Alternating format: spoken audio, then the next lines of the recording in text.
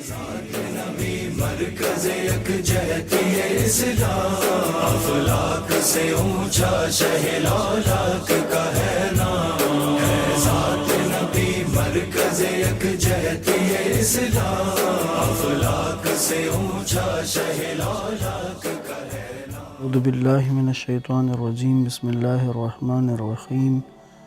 الحمد للہ رب العالمین، بارئ الخلائق اجمعین،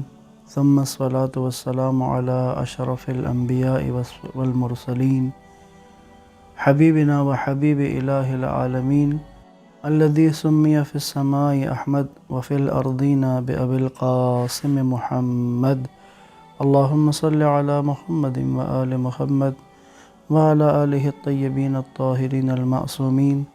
ولعنۃ الدائم علی اعدائہم اجمعین من یوم عداوتہم الی قیام یوم الدین۔ السلام علیکم ورحمۃ اللہ وبرکاتہ۔ سیرت النبی آڈیو سیریز کی آج چھٹی قسط، جیسا کہ ہم ان انبیاء کا ذکر کر رہے ہیں جو رسول اللہ صلی اللہ علیہ وآلہ وسلم سے پہلے عرب میں جو تشریف لائے۔ حضرت ہود علیہ السلام اور حضرت صالح علیہ السلام کا ہم نے تذکرہ کیا۔ حضرت ہود علیہ السلام یمن کے علاقے میں اور حضرت صالح علیہ السلام مدینے کے سے آگے تبوک کی طرف کا جو علاقہ ہے، آج بھی مدائن صالح کے نام سے اس علاقے میں حضرت صالح علیہ السلام تشریف لائے تھے اور اپنی قوم میں مبعوث ہوئے تھے، کل جن کا ہم نے ذکر کیا۔ آج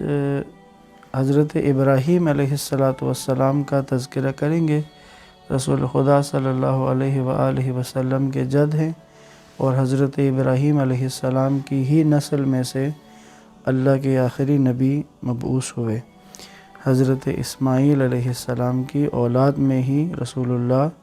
کا شجرہ حضرت اسماعیل اور حضرت ابراہیم تک منتہی ہوتا ہے۔ ہم حضرت ابراہیم علیہ السلام کا تھوڑا سا خلاصہ میں بیان کرتا ہوں، پھر حضرت ابراہیم علیہ السلام کا جو علاقہ بنتا ہے اس کے حوالے سے آپ کی خدمت میں چند گزارشات عرض کرتا ہوں۔ حضرت ابراہیم علیہ السلام جنوبی عراق میں پیدا ہوئے اور ایک شہر اس زمانے میں اور کے نام سے تھا، اور میں حضرت ابراہیم علیہ السلام رہے، پیدا ہوئے، اور بابل کا علاقہ، یہ بڑے اس میں دیکھیں تو یہ بابل کہلاتا تھا، اور اس سے تھوڑا فاصلے پر ایک چھوٹا علاقہ تھا جہاں حضرت ابراہیم علیہ السلام کی پیدائش ہوئی۔ حضرت ابراہیم علیہ السلام کے والد جو ہیں ان کی نسبتاً چچا ان کی شہرت رکھتے ہیں۔ حضرت ابراہیم علیہ السلام کے والد کا نام تارہ تھا، تارہ یا تارہ، اور ان کے چچا کا نام آزر تھا۔ آزر جو ہیں ان کو لفظ ابا کا لفظ استعمال ہوا ہے ان کے لیے قرآن میں، تو ابا کا لفظ چچا کے لیے بھی استعمال کیا جاتا ہے۔ پس آج کے دور میں اگر میں آپ کو حضرت ابراہیم علیہ السلام کا وہ ایریا آج کے حساب سے بتانا چاہوں تو یہ موجودہ اس وقت اگر آپ عراق جاتے ہیں تو نجف کے ساتھ کوفہ کا پرانا شہر ہے، مسجد کوفہ آج بھی باقی ہے، اور مسجد سہلہ جو ہے وہاں مسجد کوفہ کے ساتھ اس میں حضرت ابراہیم علیہ السلام کے گھر کا ذکر بھی ہمیں ملتا ہے۔ تو یعنی آج کے حساب سے یہ نجف کے قریب کا علاقہ بنتا ہے، کہ جو نجف اور بغداد کے طرف کا جو علاقہ ہے وہیں بنے گا کہ جو حضرت ابراہیم علیہ السلام کے دور کا علاقہ تھا۔ ابراہیم علیہ السلام نے اسی علاقے میں جوان ہوئے، اور جب انہوں نے اپنے نبوت کا اس کی تبلیغ شروع کی تو یہاں کا جو بادشاہ تھا نمرود، اور اس علاقے کے لوگ بت پرست تھے۔ ابراہیم علیہ السلام نے اپنی بت پرستی سے روکنے کے لیے جدوجہد کی، جس میں مشہور واقعہ بتوں کو توڑنے والا تھا۔ اس کے بعد دوسرا مشہور واقعہ حضرت ابراہیم علیہ السلام کو آگ میں جلائے جانے کا تھا، وہ بھی اسی علاقے میں پیش آیا۔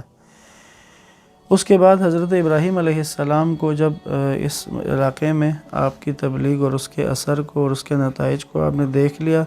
اور ان کی ہدایت سے جب مایوس ہوئے، تو پھر حضرت ابراہیم علیہ السلام نے یہاں سے ہجرت کی اور ایک طویل سفر ہے جو ابراہیم علیہ السلام نے کیا ہے۔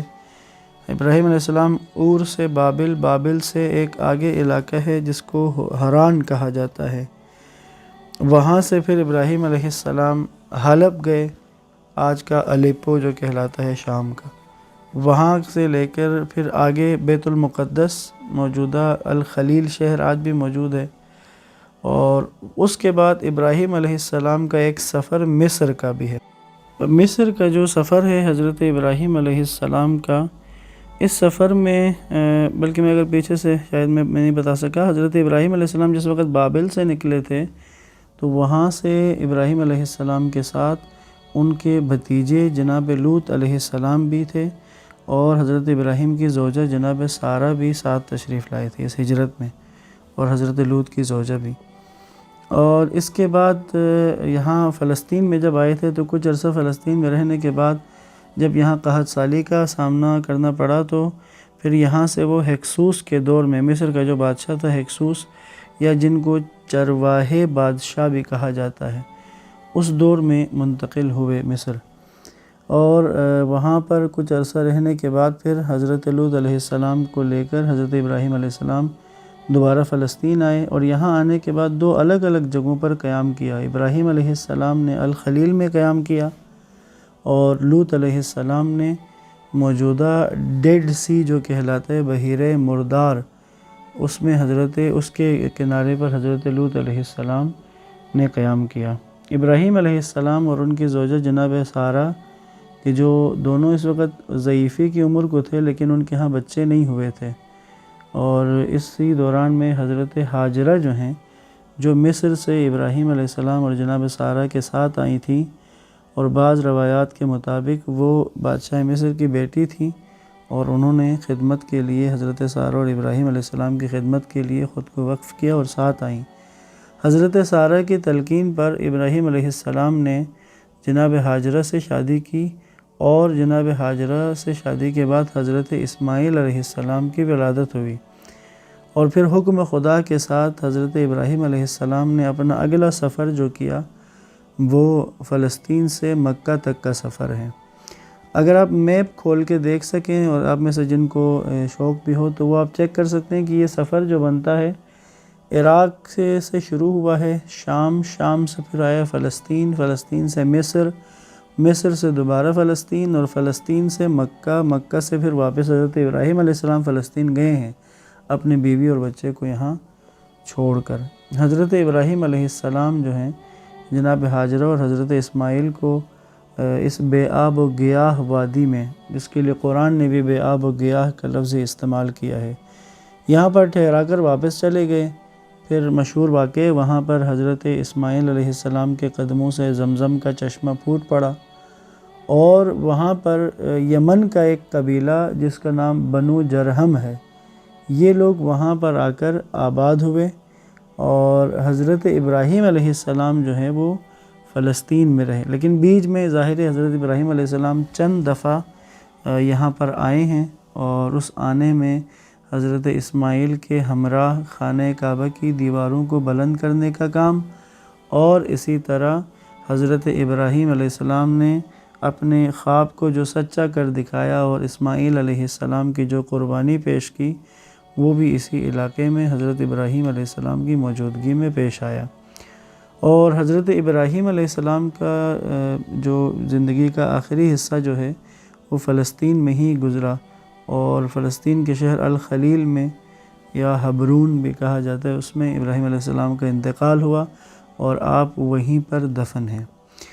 اسماعیل علیہ السلام جو یہاں پر آباد ہوئے تو مورخین نے خود عربوں کو دو بڑی قسموں میں تقسیم کیا ہے،